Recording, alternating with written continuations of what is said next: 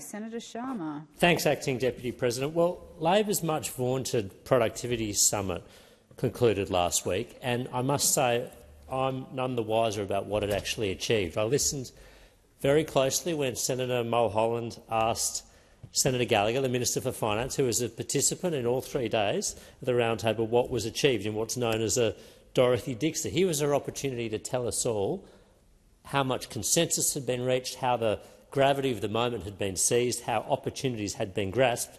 But instead we got a series of bromides. These are just some of the things that Senator Gallagher had to say. She said the roundtable was a good and positive thing. She said that people wanted to lean in and be part of the discussion. She said there was a high level of buy-in. Now, that all sounds very worthy, but a high level of buy-in to what? What was achieved? What was discussed? We had 29 hours of discussions. We had, apparently, 327 different contributions from participants. We had 3 days of talks with many of the government's most senior ministers. We have a 14-page transcript of a concluding press conference that the Treasurer, Jim Chalmers, held.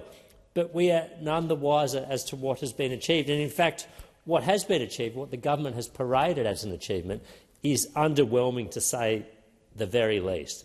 Now, let me hone in on one particular element of this summit, which is fiscal sustainability. This was meant to be the entire focus of day 3 of this summit.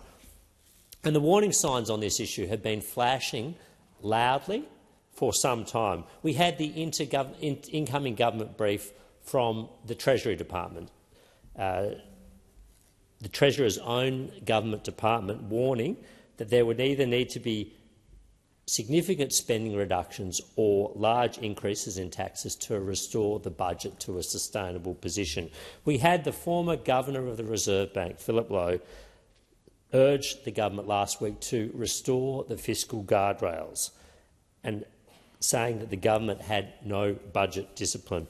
We had, apparently, former Secretary of the Treasury, Ken Henry, in the room last week speaking about the importance of the Charter of Budget Honesty from 1996, a Howard and Costello innovation, and lauding the fiscal rules that were adopted by the Treasurer's own former boss, Wayne Swan.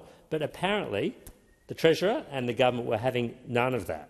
There was widespread agreement amongst participants, this is according to the Financial Review at the roundtable, that expenditure growth was on or is on an unsustainable trajectory. But the spokesperson for the Treasurer, Jim Chalmers, said that the claims that fiscal rules should be reinstituted were not worth the paper they are written on. So what have we got in its place? We've got no fiscal rules. We've got no fiscal guardrails. We've got no budget discipline. We've got no expenditure discipline. When you've got a Treasurer that makes Wayne Swan look like a fiscal hawk, you know that this government has absolutely no discipline whatsoever. Wayne Swan introduces fiscal guardrails. Jim Chalmers' spokesperson says they're not worth the paper they're written on. Wayne Swan, a fiscal hawk. I'd never thought I'd see the day, but so it has come to pass. So what have we seen achieved? Well, some discipline imposed on government spending? No, big donut. Have we seen any significant cutbacks on regulation? No, a big donut. Instead, we've seen a tax on electric vehicles floated, adoption of a coalition policy, a freezing of the Building and Construction Code, and mooted changes to the super performance test so that superannuation funds now need to invest their members' money in government policy projects, not where it will return the best returns for their members or look after the interests of their members. Acting Deputy President, Australia's economy is stagnant. Our living standards are deteriorating. Our business conditions are terrible. Our productivity is going backwards. This is the burning platform scenario that we were presented with as the foreground to this so-called Productivity and Economic Reform Roundtable.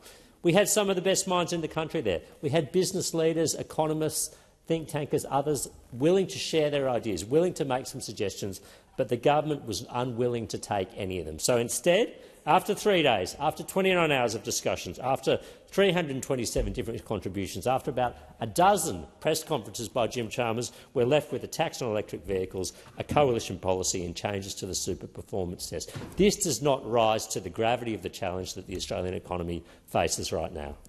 Thank you, Senator Sharma. The time for the discussion has expired. The Senate will now consider the proposal from Senator